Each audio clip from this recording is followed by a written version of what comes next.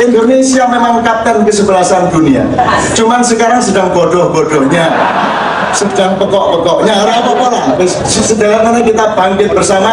Dan malam hari ini adalah peneguhan janji para pejabat bahwa mereka akan berusaha bikin rakyat aman terhadap tiga institusi. Bahwa korupsi benar-benar diberantas. Dan nanti saya buka forum, tanya sama Pak Busro, tanya sama Kabar Eskrim, tanya kepada Pak Darmo soal SBY sakarmu, soal sakarmu, soal Nasaruddin, soal Sri Mulyani, Santri sakarmu.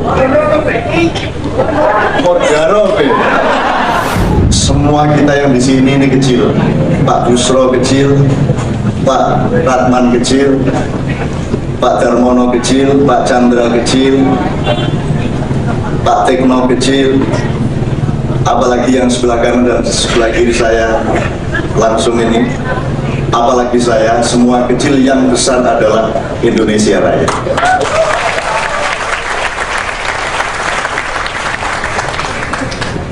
Malam hari ini di dalam hati kita masing-masing akan memastikan bahwa yang besar adalah Indonesia Raya. Barang siapa melanggar ini, maka dia akan dikejar-kejar oleh binatang buas di laut maupun di darat. Akan tetapi Indonesia ini kecil, dunia ini kecil, alam semesta dan jagat raya ini kecil. Yang besar adalah Tuhan yang Maha Kuasa. Yang besar adalah Allah Subhanahu wa Ta'ala. Maka sebelum saya menjelaskan urut-urutan acara, saya ingin memastikan, saya mohon waktu 10-20 menit untuk memastikan bahwa yang terbesar dan yang paling merupakan pusat urusan kita adalah Tuhan. Terserah disebut Allah atau disebut Gusti atau disebut Yehova atau disebut apapun saja, silahkan berdasarkan bahasa dan kebudayaan masing-masing, tetapi yang besar Allah. Maka tuan rumah kita yang nomor satu pada malam hari ini adalah Allah. Malam hari ini ada sinergi antara KPK dengan Jamaah Mahiyah yang ingin menegaskan bahwa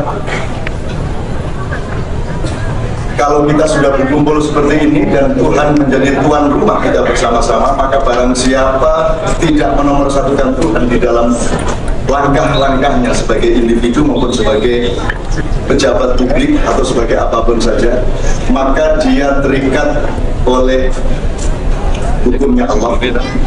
Oleh karena itu saya akan memulai acara ini dengan satu ayat Allah Subhanahu wa Ta'ala. Saya mohon kalau ini Islam, bagi yang tidak beragama Islam, kalau ini Islam yang saya pakai karena saya beragama Islam, dan harap Anda percaya kalau orang Islam mengekspresikan Islamnya itu merupakan jaminan keamanan bagi semua umat manusia yang ada di sekitarnya.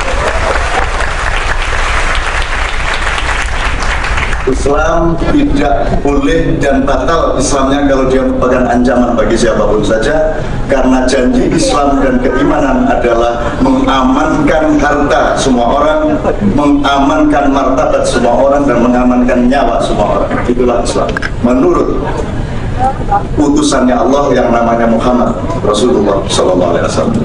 Oleh karena itu Allah mengatakan, wahai manusia, saya tidak main-main bikin Indonesia, saya tidak main-main bikin dunia, saya tidak main-main bikin Gunung Merapi, saya tidak main-main bikin apa saja, saya juga tidak main-main meletakkan manusia sebagai khalifah. Maka barang siapa yang memain-mainkan makhluk itu, barang siapa mencuri yang bukan haknya dari makhluk itu, apakah itu di alam maupun di haknya manusia, maka dia akan berhadapan dengan perhitungan atasku dan aku atas dia. A'udzubillahi minasyaitonirrajim. Afa hasibtum annama khalaqnakum abatsan wa annakum ilaina la turja'un. Fata'alallahu malikul haqqi la ilaha illa huwa rabbul arsyil karim. Wa may yad'u ma'allahi ilahan akhar la burhana lahu bihi fa innama hisabuhu inda rabbih innahu la yuflihul kafirun wa qul rabbighfir warham wa anta khairur rahimin. Amma ba'du.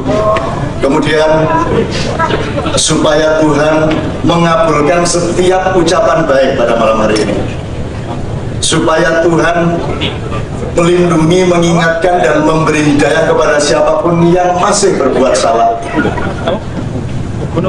supaya Tuhan membangun cinta di antara sesama kita. Siapapun yang salah, apapun kejahatan siapapun di antara kita, tapi harus kita pastikan bahwa kita tetap bersama-sama menyembah Tuhan dan tetap bersama-sama bertujuan satu, yaitu kemaslahatan, kemakmuran, keadilan bagi seluruh rakyat dari negara kesatuan Republik Indonesia. Amin ya rabbal alamin. Apapun yang terjadi, Indonesia harus bangkit, Indonesia harus sembuh, Indonesia harus dan akan memimpin dunia di dalam hal-hal yang substansial. Bapak-bapak sekalian, ibu sekalian, supaya nanti kalau kita mendengarkan pemikiran-pemikiran dari beliau-beliau, kita sudah memiliki kelapangan jiwa. Saya masih ingin menegaskan ke Indonesia ini, nggak apa-apa kalah dari Malaysia karena kita ngalah. Kasihan Malaysia, negara nggak besar, kalau kita menang juga, sudah juara umum, masuk bal-balan menang juga kan nggak sopan lah. Jadi sudah Allah sedikit nggak apa-apa. Jadi Bismillah, ngalah itu kalau bahasa Jawanya Mas Busro, ngalloh, artinya kita tidak mempersembahkan diri untuk kepentingan dunia, tapi ngalloh. Berarti mempersembahkan seluruhnya ini kepada Allah. Ini kota aduknya Sujiwo Tejo. Oke, Bismillah. Acara kita ini akan kita bagi dua. Yang pertama, acara dalam tanda petik formal untuk misi KPK, Kejaksaan dan Kepolisian. Itu kita bereskan sekitar 2,5 jam. Setelah itu bapak-bapak boleh istirahat. Setelah itu kita masih punya bedoro kolo, bedoro guru, bedoro macam-macam, dewa-dewa gini, kita bisa ngobrol sampai lebih malam. Tapi kalau Sujiwo Tejo dijejerkan sama Busro Mukodas kan itu seperti Betoro Guru sama Romo Bargowo kan gitu. Jadi susah banget, jadi ruangnya harus berbeda. Nah, teman-teman sekalian, tapi jangan lupa saya tidak menemukan vokal rock sebaik Sujiwo Tejo di seluruh dunia.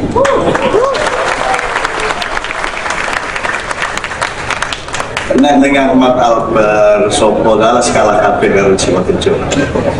Buat di ampuh tenang yang dari Wahyune ini lagi dindani harap tadi Wahyu Purnomo, Wahyu Prasetyo dengan oke, Bismillah.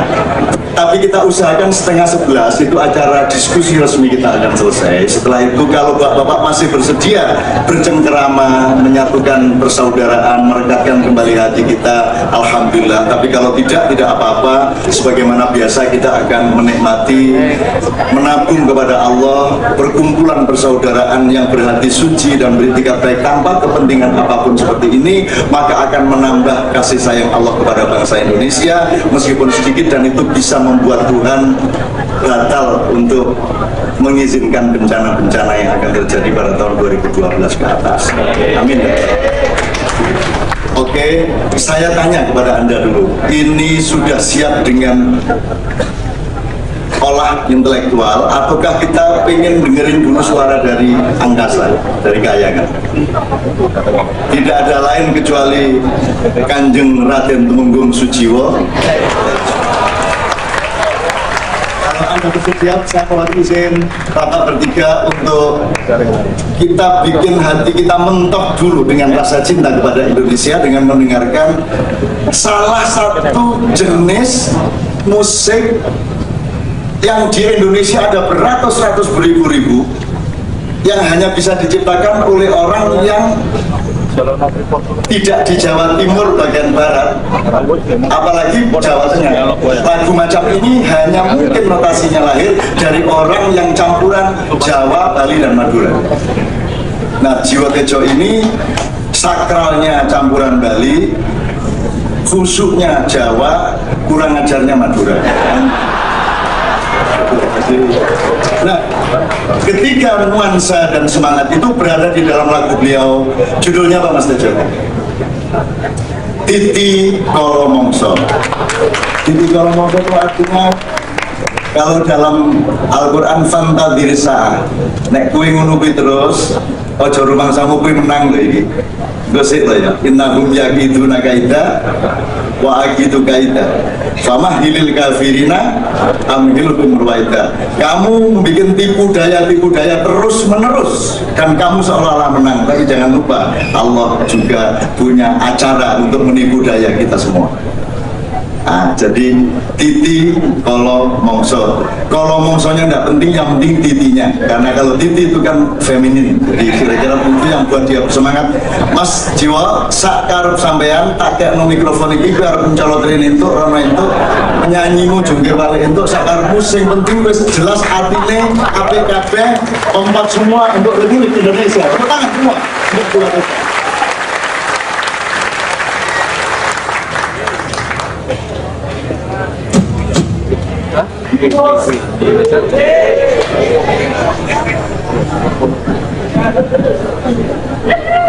Teman-teman, saya tadi senang ketika Pak Busro, Pak Rahman, dan lain-lain, ketika Mas MH minta kita berdoa menghadap Tuhan, tapi tidak harus Tuhan di atas atau di bawah atau di belakang. Karena dulu waktu di Paramadina saya nanya ke Cak Nun, kenapa orang berdoa kok selalu gini sih Cak Nun?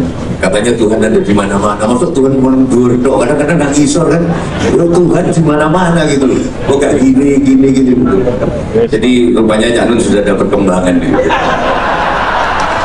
Maksud doa Tuhan ada di mana-mana kok gitu loh. Maksudnya kan gini juga, gini gitu.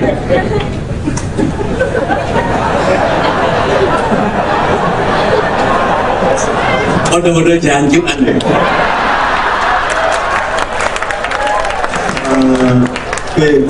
Saya akan sangat menahan diri sebagaimana aslinya saya.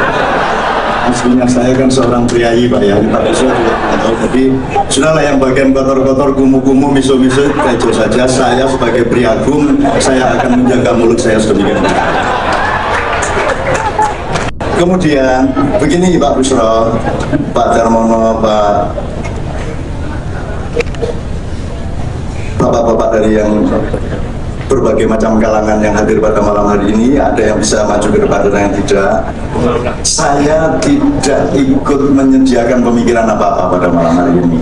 Jadi saya tidak, apalagi pakai ngatur-ngatur atau mimpin-mimpin pemikirannya. Jadi saya ini cuma nyediain tempat dan mengundang hadirin yang saya jamin mereka objektif. Saya jamin mereka hatinya tidak punya kepentingan apa-apa kecuali Indonesia. Saya jamin mereka semua mendengarkan dengan ketulusan, dengan kejujuran pikiran dan kelapangan hati, serta tersedia bergalon-galon cinta pada para hadirin yang hadir pada malam hari ini. Karena Indonesia tidak bisa dibikin susah, karena sesusah-susahnya kita tetap masih tertawa-tawa seperti pada malam hari ini.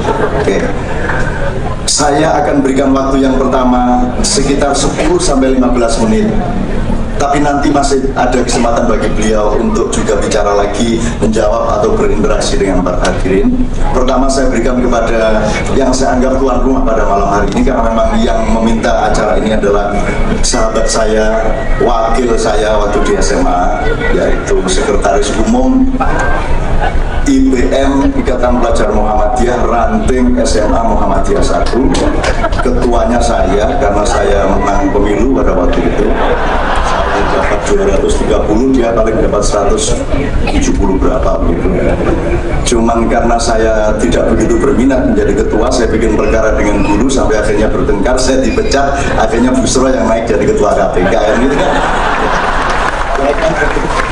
Jadi Pak Busro, sekarang saya berikan kepada Anda lebih kurang nggak ada masalah, lebih 15 menit tidak ada masalah sih sebenarnya, tapi pokoknya semuanya kan usia itu tidak dibatasi oleh apa namanya, baik buruk itu tidak pada waktu tapi pada perkenan dari keseluruhan hadirin. Jadi Pak Busro monggo, mau di situ monggo, mau keliling-keliling monggo, mau membelah-belah samudra monggo, mau di sini monggo. Ini sekarang milik Anda selama 10-15 menit.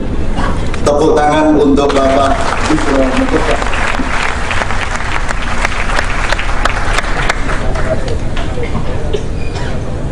Assalamualaikum warahmatullahi wabarakatuh.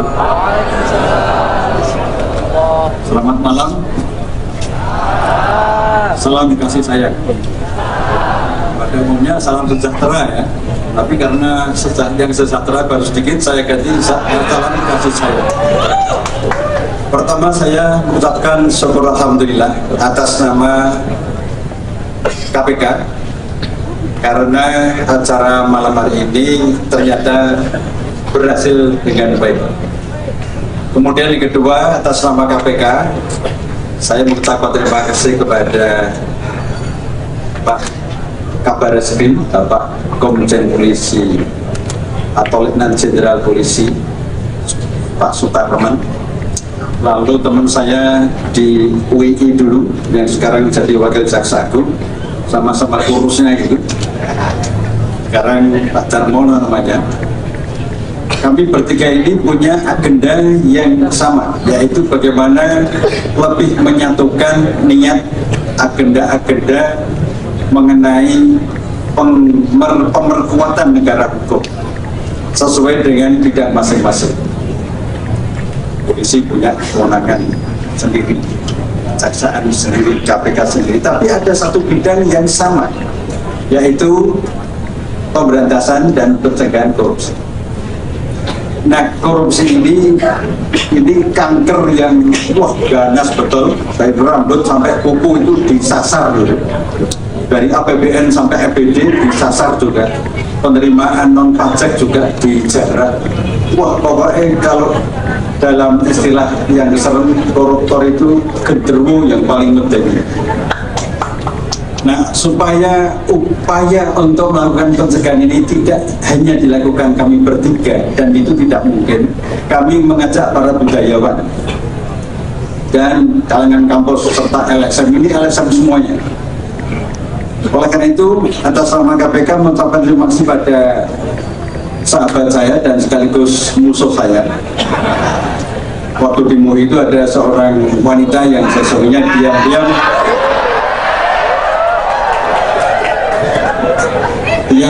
fall in love dengan saya, walaupun suaranya kalah, tapi akhirnya yang tampil saya. Tahu-tahu Kiai Beling dari Jombang ini, belingnya memang sejak SMA MUI itu. Minggu pertama itu sudah kelihatan. Nah, wanita yang agak ngesir dengan saya ini, di Gerpol itu, akhirnya jatuh di bawah kekuasaan dia. Sejak saat itu saya kapok didekati cewek-cewek juga, sampai ya akhirnya kemudian beberapa tahun kemudian dapat perempuan yang benar-benar.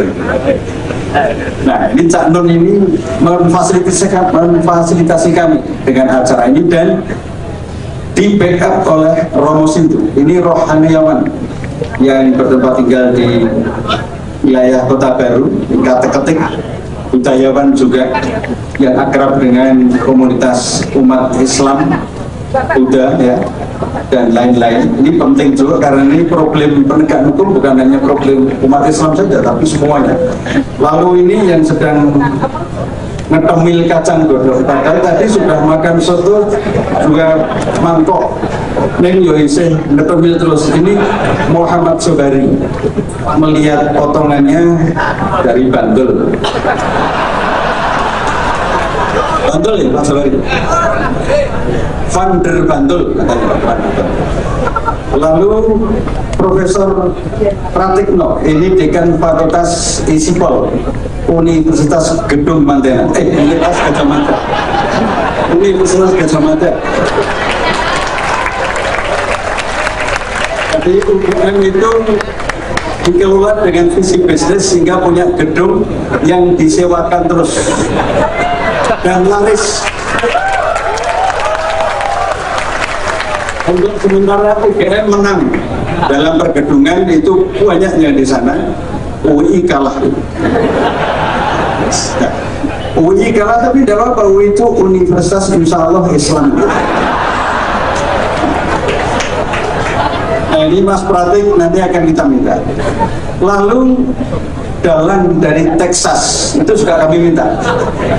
Dari Texas tapi pakai sarung.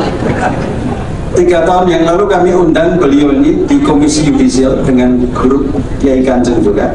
Pakai sarung juga, kalau nggak salah tak amati sarungnya podron. Artinya salin atau tidak, wallahu a'lam bishawab. Budayawan tuh nggak boleh marah, jadi kita nanti garap-garapan nggak boleh, kalau marah ya keluar sekarang aja. Pada Kiai Kanjeng kami terima kasih, dan ini jajaran ada beberapa kepala daerah. Ini Pak KPN Ketua Pengadilan Negeri Jogja, ada bupati-bupati, ya ada ini pembantu rektor 3 UI Pak Basa duduk di situ, sementara di situ loh Pak. Nanti kalau mau pindah di situ nggak apa-apa, saya jangan di situ. Nah begini, hadirin yang berbahagia, yang penting kami dari KPK ada Pak Chandra yang sangat terkenal. Itu namanya Pak Chandra, bukan Pak Bibe Chandra. Pak Bibe Chandra itu Pak Bibe dan Pak Chandra yang dulu diuji oleh sejumlah koruptor untuk dikoskan sementara, tapi itu berhasil diatasi dengan baik. Dan ini sekarang lalu kami bawa jajaran KPK di sana, gak banyak. Dan pada malam hari ini beberapa hal yang ingin mendahului supaya hadirin tahu acara ini sesungguhnya tujuannya apa. Pertama, bahwa negara kita itu berdasarkan prinsip hukum, the rule of law. Untuk melakukan pemperkuatan negara berdasarkan hukum itu perlu manusia-manusia yang berakhlak dan bermoral, bukan manusia hukum. Hukum itu kan hanya penormaan terhadap akhlak dan moral dan etika. Jadi kalau ditanya mana yang lebih esensial, lebih penting antara akhlak, moral dan etika dibanding dengan hukum, itu anak semester 1 fakultas hukum dimanapun juga itu bisa jawab. Yang penting adalah akhlak, etika dan moral. Hukum itu bisa berubah-ubah, tapi kalau akhlak, moral, etika seharusnya tidak bisa. Nah, penegakan hukum itu memerlukan kekompakan hadirnya manusia-manusia yang berakhlak. Dan alhamdulillah yang hadir ini sesungguhnya semuanya penegak hukum. Penegak hukum itu bukan KPK saja, bukan Reskrim saja, bukan Pak Darmono dari Kejaksaan Agung, bukan Pengadilan Negeri saja, tapi juga kita semua. Di rumah kita itu kita tegakkan hukum. Menegakkan hukum ya menegakkan etika itu, menegakkan akhlak. Kalau di rumah tangga kita sudah terbiasa, tertradisi kita bangun budaya-budaya moral, budaya akhlak, itu otomatis negara hukum itu akan mengalami penguatan-penguatan. Bahkan pada saatnya nanti Muhammad Nazaruddin itu ketika menjadi manusia yang berakhlak karimah, kita doakan itu nanti akan buka sokotosing koruptor sesungguhnya. Jangan kita benci dia itu, kita proses di pengadilan tipikor, kita proses. Tapi orang-orang yang sedang jauh dari aslinya itu kita doakan, nggak boleh kita benci. Penegakan hukum tidak boleh berdasarkan kebencian, balas dendam juga nggak boleh. Harus dengan semangat moral, moralitas penegakan. Walaupun dulu waktu saya kuliah, kampus saya di UI sini, dulu saya mau masuk jurusan pidana itu tertarik sesungguhnya, tapi setelah saya buka pasal-pasal halaman 1, halaman 2 sampai halaman terakhir, diawali dengan barang siapa dengan sengaja mengambil barang milik orang lain dengan cara melawan hukum, barang siapa dengan sengaja untuk barang siapa terus. Jadi saya berkesimpulan kalau masuk fakultas hukum jurusan pidana itu tugasnya penggoleki barangnya wong liya. Barang siapa. Nah saya cari pasal-pasal barang saya tidak ada. Akhirnya saya masuk jurusan perdata. Nah, jadi fakultas hukum itu fakultas yang kelihatannya menjemukkan, tapi sebetulnya tidak menjemukkan. Banyak peminatnya. Nah oleh karena itulah maka penegakan hukum ini menjadi kewajiban kita bersama, termasuk komunitas budaya. Dimanapun juga komunitas budaya hanya di tangan orang-orang yang berbudaya, dan yang berbudaya itu adalah yang berakhlak. Maka tugas Kapolri, tugas KPK, tugas Jaksa Agung dan lain-lain para hakim yang terhormat ini, itu nanti lama-lama akan diringankan karena peran-peran masyarakat. Tidak akan ada orang melanggar peraturan lalu lintas, walaupun tidak ada lampu merah ya. Ada lampu merah tapi tidak ada polisi, begitu hijau, begitu kuning lalu kurangi kecepatan.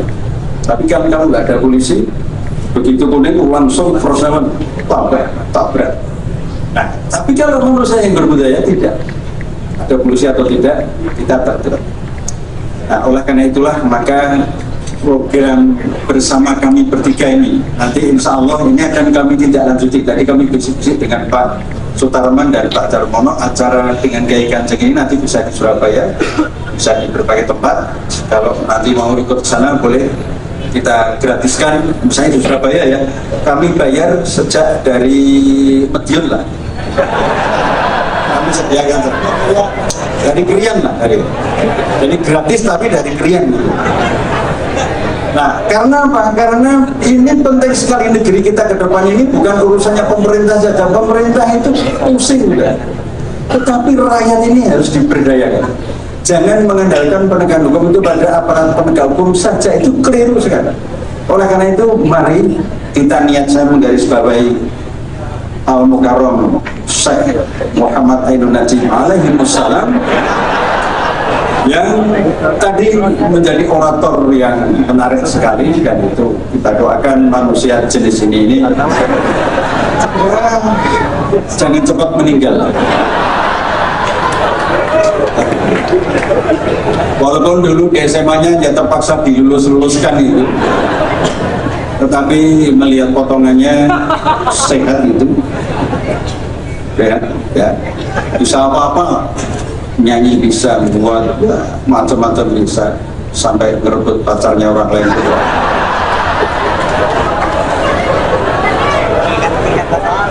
Umum saya bicara di sini, nanti gilirannya dia balas saya pulang ke rumah saya. Jadi saudara-saudara, sahabat-sahabatku ya, yang hadir sekarang ini, tempatnya seperti ini nggak apa-apa ya. Kami terima kasih atas kehadirannya.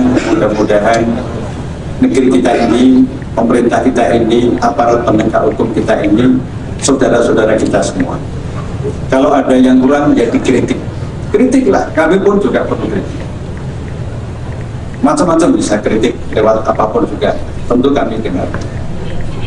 Ada kekurangan di jajaran kami juga ada pastilah, tapi itu bagian dari kesempurnaan manusia. Nah, kekurangan-kekurangan inilah yang harus diambil peran oleh masyarakat supaya kita bisa saling komplementer. Yang terakhir, kalau tadi Cak Non dalil, saya juga tidak dalil. Ada orang bertanya kepada Nabi, wahai Nabi, siapakah orang yang paling baik? Kata Nabi, orang yang paling baik itu ialah yang paling banyak membawa manfaat. Bahasa hadisnya khairunas anfa'uhum. Terus siapakah orang yang akan diberi rahmat dari langit itu? Dijawab, yaitu orang-orang yang saling menebar kasih sayang kepada yang ada di bumi. Kasih sayang dalam penegakan hukum, tidak diskriminatif, tidak membolak-balik fakta. Kalau jadi pengacara ya pengacara yang jujur. Jangan ada tersangka sudah mengakui dakwaannya, mengakui apa perbuatannya, kemudian datang pengacara lalu berubah BAP. Jangan seperti itu. Jadi polisi, jadi KPK juga itu menebar kasih sayang. Nah, kalau orang seperti ini, maka dia akan dikasih yang ada di langit. Bahasa hadisnya, irhamu man fil ardi yarhamkum man fis sama. Dua potong hadis yang saya sampaikan ini sebagai penutup, karena saya ingat, karena ini yang mengajarkan juga teman saya MH Ainun Najim. Kita ekonominya yang guru gitu, jadi jangan disepelekan, ini manusia wajib yang harus dijaga. Kalau bisa di-cloning, kita cloning, kecuali satu hal, dalam hal merokok. Merokok bagi orang yang belum merokok memang tidak perlu ditiru, tapi bagi yang sudah merokok ya jangan mandek. Pada teman saya di kantor itu merokok mandek setengah bulan yang lalu, kemudian malah ada tumor. Kata dokter yang lain, tumornya itu reaksi dari tubuh. Selama ini dikasih rokok, mandek rokoknya muncul. Jadi kalau yang sudah merokok jangan mandek. Sampai meninggal dunia. Begitu, Romo itu, Pak Tarman dan lain-lain. Terima kasih. Terima kasih ya. Wabillahi taufiq wal hidayah. Assalamualaikum warahmatullahi wabarakatuh. Terima kasih sahabat saya. Yang pertama, jamaah Ma'iyas yang hadir di sini pasti sudah tahu saya ini merokok itu karena kesetiaan saya kepada Pak Busro. Karena kami sama-sama aktivis Muhammadiyah. Nah, Muhammadiyah itu kan ada dua aliran, Anda sudah tahu, satu Muhammadiyah Syafi'iyah, yang kedua Muhammadiyah Malikiyah. Kalau Syafi'i Ma'arif tidak merokok, jadi Muhammadiyah pengikut Syafi'i tidak merokok, tapi kalau Malikiyah pengikut Pak Malik Fajar merokok terus. Nah, saya in between lah, in between. Juga ada legitimasi bahwa ketua Muhammadiyah sekarang ini kan memang juga sangat indikatif namanya terhadap rokok. Kan Anda harus sastrawan untuk bisa mengeja namanya. Din Samsudin.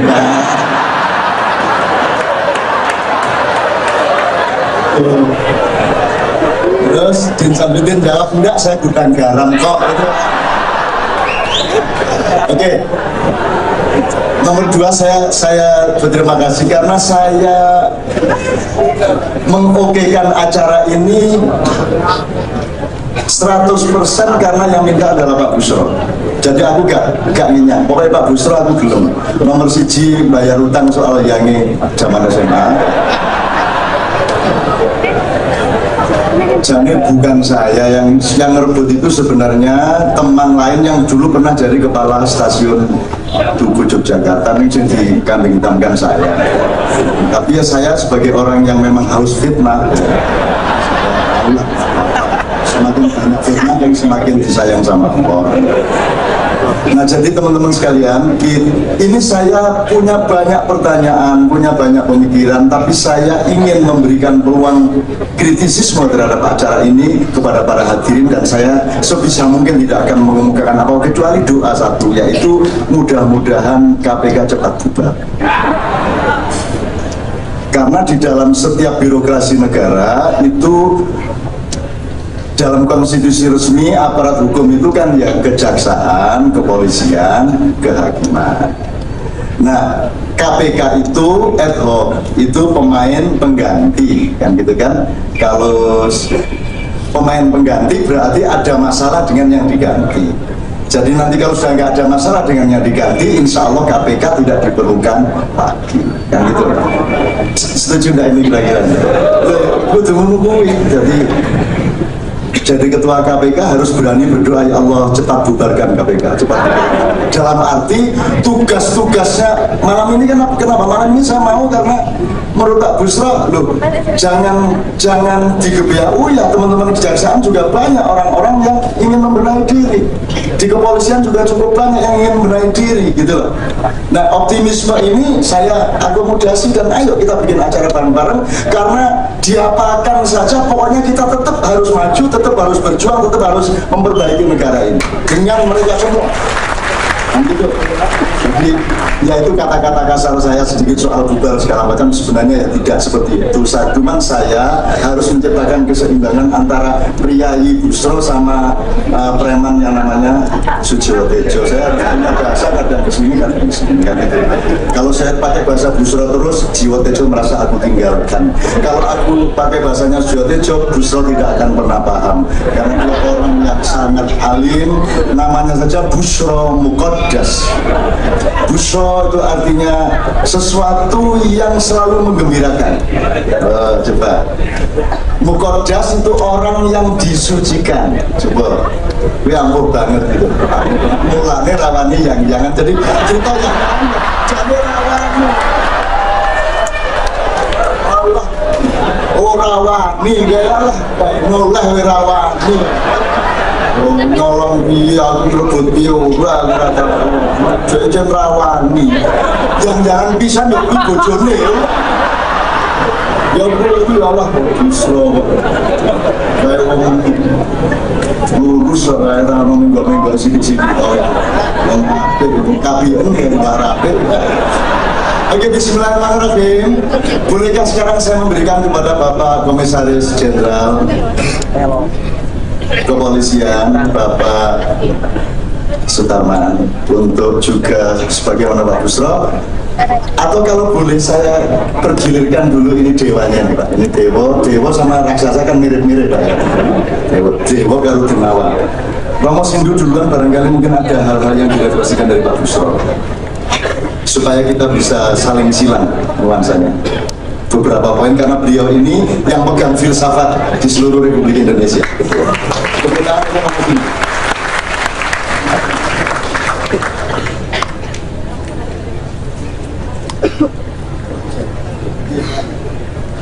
Terima kasih Cak Nun, dan terima kasih Pak Busro.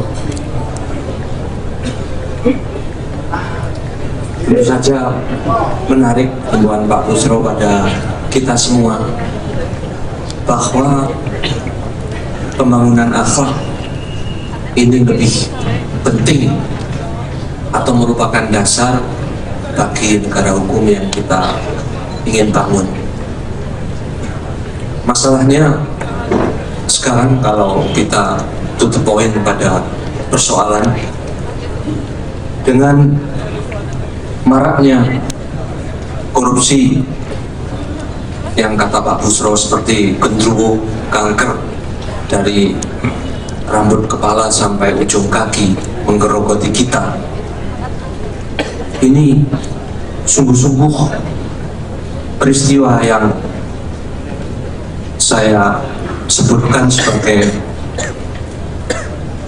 hal yang melawan nurani rakyat, dan ini sungguh membahayakan. Kita tidak tahu bagaimana mencegahnya karena kelihatannya makin hari hanya makin parah saja. Pers sudah ngomong, semua orang sudah ngomong, tetapi kelihatannya tidak ada efek apapun. Kemanusiaan kita sungguh sedang terancam oleh korupsi ini. Buat saya, kalau Cak Nun mengatakan untuk bicara lebih dalam daripada sekedar ini, rasanya korupsi itu bukan hanya kejahatan terhadap uang, penipuan uang, tapi sungguh kejahatan terhadap kemanusiaan. Dan ini sungguh bahaya buat kita, karena tanpa humanisme kita sungguh akan cepat ambruk sebagai bangsa, walaupun uang kita berlimpah-limpah. Maka sungguh kita sendiri sebagai rakyat itu sering merasa dilukai, walaupun hukum itu mungkin bukan urusan kita. Kita ini, kata Cak Nun, urusannya akhlak. Kalau rakyat sudah berakhlak, hukum itu juga tidak terlalu diperlukan. Tetapi yang tidak kami mengerti bagaimana di dalam situasi yang sekarang ini, katakan begitu mudah atau begitu ringan hukuman terhadap para koruptor, padahal seperti di India dalam demo rakyat, gerakan rakyat Anna Harare itu justru diminta agar hukum jauh lebih keras, lebih seimbang di dalam menanggapi hati nurani rakyat. Saya harap bahwa dalam kesempatan ini kita juga mempunyai input bagaimana hukum, walaupun itu tidak terlalu kita acuhkan, sungguh-sungguh menanggapi perasaan rakyat yang selalu dilukai di dalam kasus korupsi. Terima kasih. Terima kasih Romo. Saya akan menghormati Romo ini sahabat saya sejak dulu. Romo neng jajannya nek potongannya ya kurang Romo lah. Ini lebih cocok intelektual, lebih cocok ya anu lah, ya intelektual, filosof. Nah nek aura Romo ini kurang gitu. Romo ini real ya. Pak Busro malah cocok dari Romo. Jadi ini loh, stylenya gitu. Silakan berikutnya Bapak Komjen Sutarman, nyun sewu pointers yang terpenting pada malam hari ini, dan yakinkanlah kami semua bahwa rakyat ini benar-benar masih punya harapan, jangan khawatir, gitu ya. Nyun sewu Bapak.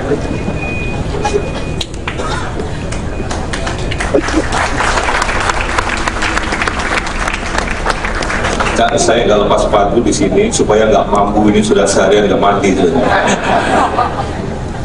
Bismillahirrahmanirrahim. Assalamualaikum warahmatullahi wabarakatuh. Selamat malam. Yang saya hormati Pak Busro, Pak Darmono, Cak Nur, Mas Jiwo, dan teman-teman. Mohon maaf, saya belum kenal namanya Pak. Teman-teman dari perguruan tinggi, teman-teman dari pemerintah daerah, Provinsi Daerah Khusus Kota Yogyakarta, dan Istimewa Yogyakarta, dan pemerintah daerah tingkat 2 kabupaten yang hadir pada kesempatan hari ini, dan teman-teman yang saya hormati. Marilah kita setiap saat selalu bersyukur kepada Tuhan Yang Maha Kuasa. Ini karena saya pernah ajudan Gus Dur. Mohon maaf, saya selalu menggunakan kata bersyukur dan memuji karena pada suatu saat Gus Dur ke Mabes Polri dan ada Pak Bimantoro. Saat itu masih akur dengan Pak Bimantoro, setelah itu memang kerengan. Disampaikan oleh Gus Dur, Gus, kenapa setiap pidato selalu mengatakan marilah kita memanjatkan puji dan syukur kehadirat Tuhan Yang Maha Kuasa. Padahal kan Pak Puji dan Pak Syukur sudah bisa manjat masing-masing, kenapa rekan-rekan sekalian, kalau malam ini Cak Nun begitu hebat bisa mempersatukan peralatan-peralatan musik, begitu menghasilkan musik yang enak kita dengar bersama. Itu adalah kemampuan yang dimiliki oleh Cak Nun. Dan malam ini juga Pak Busro menyatukan kita semuanya untuk bersatu di dalam ruangan ini, dihadapkan untuk memerangi kejahatan korupsi yang tadi sudah disebutkan, itu kejahatan kemanusiaan dan kejahatan luar biasa yang harus ditangani dengan luar biasa juga. Oleh karenanya saya kira kita komitmen malam ini teman-teman, kalau saya tanya bagi siapa yang senang dengan korupsi, semuanya akan menjawab tidak, pasti. Ada yang senang dengan korupsi? Tidak ada, pasti. Kalau semuanya senang korupsi berarti nggak bakalan ada korupsi. Tetapi kenyataannya ada kan begitu teman-teman, begitu ada kesempatan dari jabatan tertentu bisa korupsi juga gitu. Itu yang menjadi persoalan yang harus kita hadapi bersama. Dan tadi sampaikan bahwa kejahatan korupsi ini adalah kejahatan yang luar biasa dan kejahatan yang harus ditangani juga dengan luar biasa. Dan kalau di sini ditulis di situ ada tulisan bahwa karena ini budaya, jangan kita pernah menyebut bahwa korupsi adalah budaya, sudah membudaya. Tidak, korupsi itu adalah kejahatan. Jangan membudayakan korupsi. Memang ada budaya-budaya kita yang selama ini berlaku di lingkungan kita, kemudian oleh ketentuan dan peraturan undang-undangan, karena ketentuan dan peraturan perundang-undangan itu adalah merupakan satu aturan yang dibuat oleh pemerintah dan DPR, dan itu merupakan perjanjian kita bersama. Jadi undang-undang dan merupakan perjanjian kita bersama yang harus kita taati. Ada masalah-masalah yang dulunya budaya, tetapi budaya itu budaya tidak baik, akhirnya dikriminalisasi menjadi korupsi. Seperti gratifikasi, kalau pejabat negara menyelenggarakan hajat misalnya sunatan atau hajat pengantenan, kemudian kalau tidak lapor Pak Busro, itu sekarang termasuk gratifikasi. Dulunya sebelum ada undang-undang korupsi itu adalah budaya yang berkembang di lingkungan masyarakat kita. Tetapi kita sudah mengkriminalisasi dan itu merupakan perjanjian kita bersama, mari kita tidak lakukan. Memang betul. Kayak Pak Kabar Eskrim setiap weekend itu undangannya bisa 5-10. Kalau nyumbangnya di situ ada misalnya 1 juta atau 2 juta, duitnya dari mana? Mau remunerasinya saja sebulan hanya 18 juta, gajinya 10 juta, 30 juta.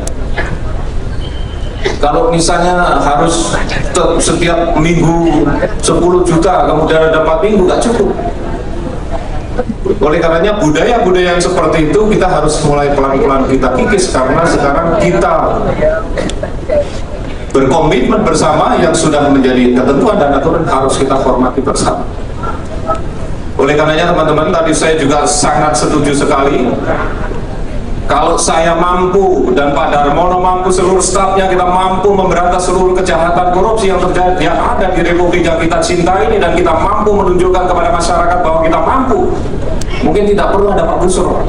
Oleh karenanya mohon maaf Pak Busro, sehingga Pak Busro ada di sini ini karena ketidakmampuan saya dan Pak Darmono dan seluruh staf. Oleh karenanya, karena kita menganggap bahwa itu adalah kejahatan korupsi, adalah kejahatan luar biasa, dan beliau menyatukan kita sama-sama bersama-sama rekan-rekan, maka sebenarnya ada beberapa hal yang bisa kita lakukan, teman-teman sekalian. Yang pertama adalah secara preemptif untuk pencegahan, karena di situ kita ada pemberantasan penegakan hukum yang paling efektif dan efisien itu adalah apabila kita mampu mencegah orang tidak melakukan pelanggaran hukum. Oleh karenanya malam ini adalah salah satu fungsi pencegahan. Pencegahan itu dimulai dari dua hal. Yang pertama adalah preemptif, untuk menekan, membuat orang tidak memiliki niat jahat. Tugasnya Cak Nun, tugasnya teman-teman, tugasnya guru, tugasnya ulama, tugasnya pastor, tugasnya dan sebagainya dan sebagainya. Untuk memberikan masukan, untuk memberikan apapun yang diberikan kepada kita, kemudian keluarga, di dalam keluarga juga diinformasikan kepada anak-anaknya, diterapkan di situ. Kalau punya anak jangan ditakut-takuti polisi, nanti. Saya menjadi korbannya sekarang. Banyak orang benci sama polisi karena punya anak selalu kalau nangis ditakuti polisi. Jadi saya pesankan di sini malam ini, kalau punya anak tolong ditakut-takuti dengan korupsi. Awas nanti kalau digigit korupsi kalau nangis. Biar orang takut dengan korupsi. Kita mencegah orang tidak punya niat, itu banyak cara yang dilakukan. Mungkin teman-teman juga harus melakukan, termasuk di dalam rumah. Karena bahkan anak-anaknya pun juga harus bertanya kepada bapaknya kalau bawa uang banyak-banyak ke rumah. Pak, ini duit apa? Jangan-jangan bapak duit korupsi. Lalu anaknya bilang sama Pak Busro, Pak, bapak saya bawa duit banyak-banyak. Tetapi sekarang ini sudah berubah zaman. Kalau bapaknya bawa duit banyak, dia diem aja gitu, pergi ke diskotik dan pergi kemana. Ini adalah budaya yang berkembang di lingkungan kita. Oleh karenanya kita jangan pernah membudayakan masalah korupsi, dan jangan dianggap korupsi adalah sebagai budaya. Korupsi adalah kejahatan, dan kejahatan kemanusiaan, kejahatan yang luar biasa. Ini adalah preemptif untuk mencegah orang tidak punya niat. Yang kedua, apabila sudah punya niat dari rumah, ada yang namanya prevention. Mungkin tugasnya kita semuanya untuk mengingatkan kepada teman-teman kita, mengingatkan kepada saya. Bahkan di kantor saya itu sudah saya tulisi sekarang itu, termasuk kebetulan saya tidak bawa pen, seluruhnya itu anti KKN, menyuap dengan penerima suap hukumnya sama. Jadi teman-teman juga sama. Kalau ada anggota saya di lapangan di sana sedang tilang dan sebagaimana, Pak ini jangan ditilang, ini kasih itu dua-duanya sama. Yang memberi dan menerima itu sama hukumannya, dan itu sudah saya terapkan waktu saya di Polda Metro Jaya. Artinya kita memberikan pembelajaran kepada masyarakat juga, jangan dengan mudah untuk menerabas apa yang sudah dilanggar dengan memberikan uang karena dia merasa punya uang. Korupsi itu sebenarnya uang kalau orang berpikir. Jadi kita itu sudah keblinger, sudah menjadikan uang dan jabatan sebagai tujuan hidup. Itu yang keliru bagi kita. Padahal jabatan dan uang itu hanya membantu kita hidup, karena kita mati tidak membawa apa-apa, makan sehari 3 piring. Tetapi kita sudah keblinger menjadikan uang dan jabatan sebagai tujuan hidup. Oleh karenanya begitu kita duduk, saya siap untuk mundur, dan kalau perlu, kalau di samping saya harus kita siapkan peti mati itu, kalau kita korupsi masukin ke dalam peti mati itu. Ini adalah prevention yang dilakukan, preventif yang dilakukan oleh kita. Yang ketiga adalah penegakan, sebelum ke penegakan hukum ada satu hal. Ini adalah ide saya, nanti tolong digelurakan dari perguruan tinggi. Teman-teman sekalian, sekarang pemerintah sedang membangun yang namanya e-KTP. Dulu kita punya ide, saya sampaikan kepada Menpan yang dulu Pak Taufik, Pak, kita harus membuat yang namanya single identity card. yang memuat identitas perorangan, mulai dari sidik jari, sidik retina, foto mukanya, identitas nama orang dan alamat dan seterusnya. Di samping identitas perorangan juga memuat berapa rekening yang dimiliki di situ. Ada nomor rekening, nomor rekening. Kemudian juga di dalam identitas itu memuat berapa sertifikat yang dimiliki, sertifikat 1, 2, 3. Kemudian juga berapa kendaraan yang dimiliki, berapa nomor paspor, berapa nomor senjata, kalau punya senjata berapa, dan seterusnya. Jadi memiliki seluruh identitas yang ada di dalam, entah namanya EKTP atau mungkin single identity card. Ini bisa kita bangun. Sekarang pemerintah sedang membangun miliaran atau triliunan bahkan untuk membuat EKTP, elektronik KTP, dan kita bisa dompleng di situ. Mahasiswa kita sudah hebat-hebat mampu untuk membuat programnya, yang program itu bisa setiap program database-nya itu dalam satu record bisa memuat 250 file, dan di dalam satu database itu bisa memuat 1 miliar record. Penduduk kita hanya 250 juta. Kalau itu seluruhnya sudah sebetul, kita membangun sistem yang benar. Kemudian kekayaan kita bisa naik turunnya bisa kita ketahui dari single identity card kita. Kalau misalnya kekayaan saya tahun ini 10 dan tahun depan menjadi 20 dan jelas asal usulnya, maka negara tinggal mendapat berapa pajak yang harus diberikan kepada negara. Sistem. Kalau masih ada ketemu antara wajib bayar dengan pemungut, sampai kiamat pun itu akan terjadi kolusi. Tetapi kalau otomatis terdebat bahwa apa yang kita miliki dalam rekening, kita memiliki pertambahan nilai yang ada di dalam single identity card tadi, negara tidak debat. Nah sekarang ini bagaimana? Kita punya kekayaan, punya tabungan, punya segala macam yang ada di situ, tetapi mau bayar pajak saja sulitnya setengah mati. Karena apa? Sistem kita tidak benar. Ini saya kira mungkin idenya dari Pak Busro dalam pencegahan kita untuk kita semuanya. Kalau kita sudah terdata, saya hanya memikirkan bahwa 5 tahun input data dari 250 juta penduduk Indonesia ini clear, bisa selesai. Kalau itu sudah terdatakan semuanya, mungkin pemilu juga nggak ribut DPT, nggak ribut segala macam, begitu indahnya. Kenapa nggak kita jalankan? Karena ada departemen atau kementerian atau lembaga yang tidak bisa korupsi.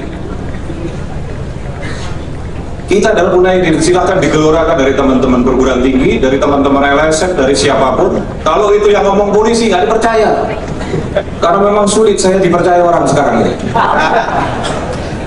Oleh karena itu teman-teman, saya meminjam teman-teman, meminjam kata-kata atau meminjam dari teman-teman, silahkan nanti diskusi dengan saya. Kalau itu sudah terdatakan semuanya, bahkan ke depan kita harus memiliki satu policy kebijakan yang ekstrim. Kita nggak ngerti dulu dapatnya dari mana, karena kesemerabutan sistem yang ada di Republik yang kita cintai ini. Saya juga tahu punya, nggak tahu asal usulnya juga nggak jelas apa yang kita punya. Teman-teman juga yakin, saya yakin tidak pernah mendatakan dapat duitnya dari mana. Tidak pernah.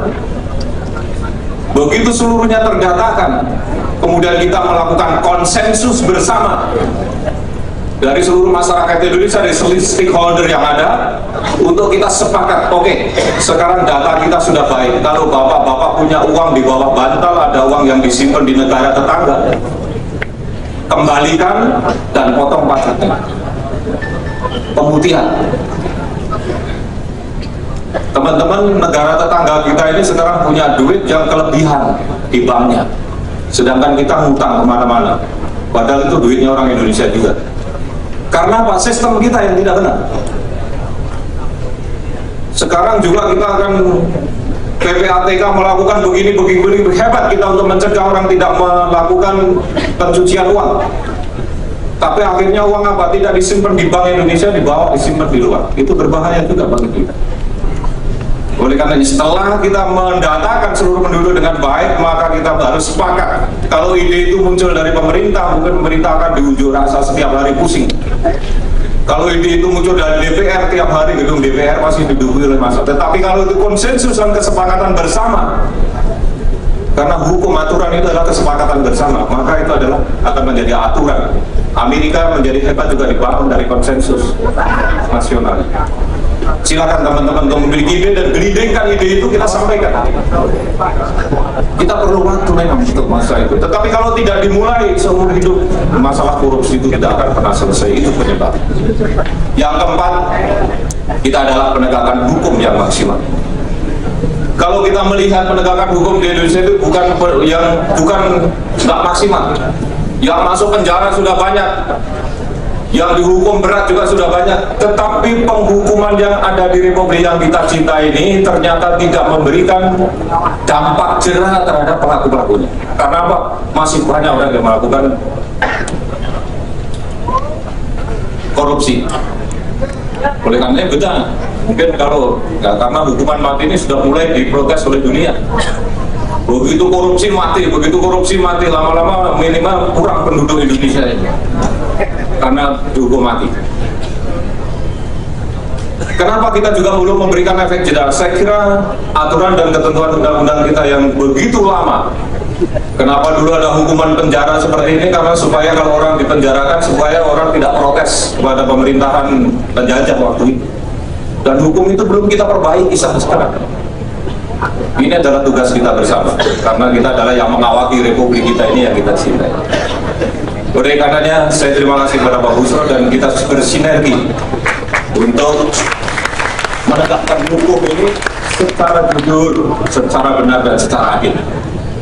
Jujur harus dimulai dari saya dan seluruh jajaran penegak hukum yang ada di kepolisian ini. Jujur harus dimulai Pak Busro dan seluruh jajaran yang ada di KPK sana.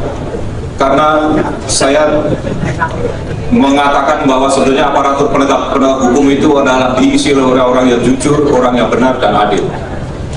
Bahkan jangankan tidak perlu dibuktikan dia salah atau tidak, kalau terindikasi dan masyarakat tahu, kalau perlu kita mundur, sudah nggak perlu dibuktikan. Itu aparatur penegak hukum.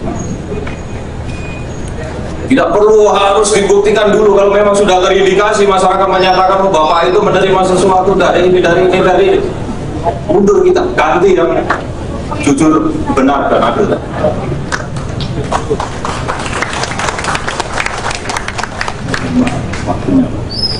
Terima kasih. Terima kasih Pak Busro, terima kasih atas kesempatan ini dan teman-teman, saya kira lagi ada masukan. Wassalamualaikum warahmatullahi wabarakatuh. Saya mohon maaf untuk menyelenggarakan, pokoknya jangan melanggar markah Pak. Karena di lalu lintas, karena kita berbagi. Saya senang sekali dengan pernyataan itu. Secara tekstual sangat memberi harapan kepada saya. Ingin merespon beberapa hal sebelum saya berikan kepada Bapak Darmono. Yang pertama gini, hukum itu letaknya di luar diri manusia. Dia di antara manusia dengan manusia. Kalau yang di dalam diri manusia namanya nurani dan akhlak. Jadi kalau mau preventif, maka nomor satu adalah pembangunan di dalam diri manusia. Dan itu tugasnya ulama, pastor, sekolahan, dan lain sebagainya, serta orang-orang tua. Nah, malam hari ini kita tidak ngomong mengenai yang di dalam diri manusia, tapi yang di antara manusia disebut hukum.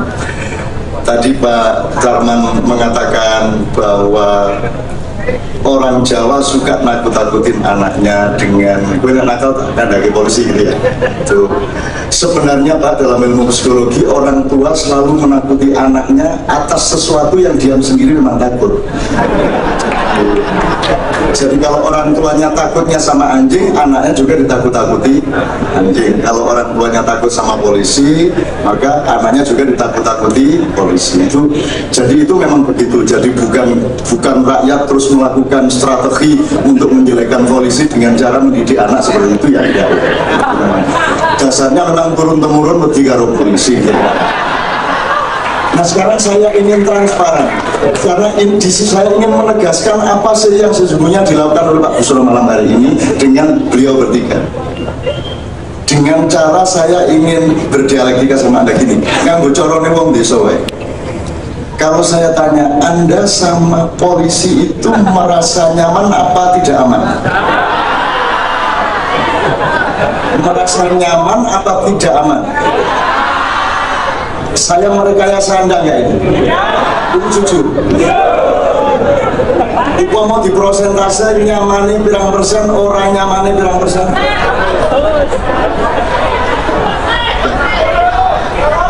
Kalau sama kejaksaan aman, merasa ini omongan rakyat, jangan diajak diskusi intelektual. Rakyat sederhana deteksinya, kowe kerasa aman ora, itu dong ya. Sekarang saya tanya lagi, Anda merasa terhadap kepolisian merasa aman atau tidak? Kejaksaan? Pertanyaan ketiga, KPK? KPK ada yang bilang aman, ada yang merasa mulai tidak aman. Malam hari ini tujuan Pak Busro adalah merintis sinergi tiga institusi ini untuk menumbuhkan kembali rasa aman rakyat kepada tiga institusi ini. Kalah, proses ini tidak simultan dan tidak strategis secara kebudayaan maupun secara media, secara apapun, nanti Pak Busro bisa kalah oleh apa yang sudah berlangsung berpuluh tahun. Lama-lama KPK juga membuat orang merasa tidak aman. Nah jadi Pak Busro, gue ini dulurku, koncoku, tak terus nani ke zaman gue golek yang raiso-iso dia. Gandeng aku terus nakaro gue ojo nganti terus kalah dalam proses, sehingga yang Anda rintis yang sangat bagus ini nanti malah menjadi kontraproduktif bagi KPK sendiri. Mudah-mudahan kita semua saling membantu untuk terus kita kontrol kepolisian, kita kontrol kejaksaan, kita juga kontrol kepada KPK agar supaya kita bisa menciptakan rasa aman kepada yang lain, ya. Kira-kira objektif gitu ya Pak ya. Karena menurut saya urusan di dalam hidup ini memang cuma aman dan tidak aman. Maka Anda yang orang Islam nomor satu menjadi mukmin. Maka Allah bilang innamal mu'minuna ikhwah, yang bersaudara itu mukmin. Nek muslim mesti kerengan terus. Karena kalau mukmin itu dia pejuang yang menegakkan keamanan.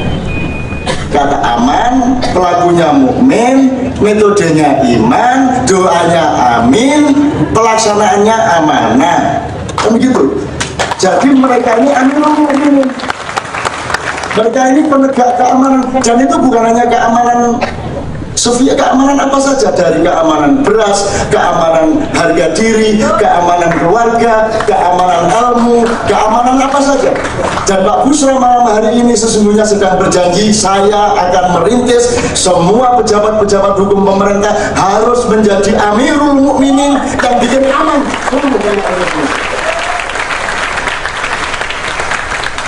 Dan harus kita dukung. Kalau enggak, mari kita bunuh diri bareng-bareng. Harus kita dukung. Oleh karena itu, Pak, ya perkara dihukum mati tidak dihukum mati, yuk kita diskusikan panjang ya. Dan itu bukan wewenang kita ya, saya kira ya. Gini aja, sekarang Kiai Kanjeng aja paling murah digebuk guys. Ini karena modernisasi adalah division of labor, orang kemudian menjadi spesialis, kemudian yang polisi dia menjadi polisi 24 jam, yang jaksa kemanapun dia jaksa, yang rektor kemana-mana, sing dandim, terus nanti kalau bojone silahkan dia itu udah ning kamarnya dandim.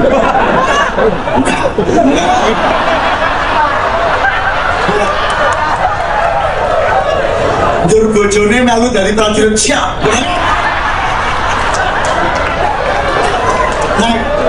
Mak Iya itu mengingatkan Anda itu ya presiden, ya manusia, ya bapaknya anak-anak, ya kakeknya anak-anak, ya sedulure dulur-dulur, ya tonggone poro tonggo, ya hamba Allah, ya anak buahnya Nabi, ya macam-macam. Jadi mari kita utuh menjadi manusia dan memiliki kemampuan untuk selalu berkomprehensi atas macam-macam dimensi seperti itu.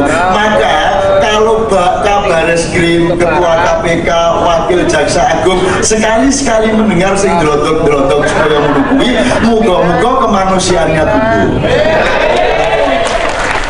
Abis saya kan biarnya belum menungsa lurus kayak menungsa ya nyeleweng sini-sini. Coba Anda lihat dia itu, laki-laki itu tandanya satu ngopi, dia tidak ngopi. Loro brengosen, orang brengosen. Nomor 3 gondrong, orang gondrong. Pekatan ngerokok, orang ngerokok. Nomor 5 nggodho cawe tok rawani.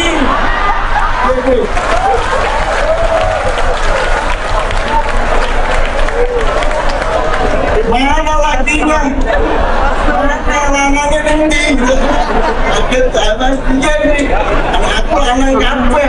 Rokok gondrong brengosen doan cawe tok. Oh no.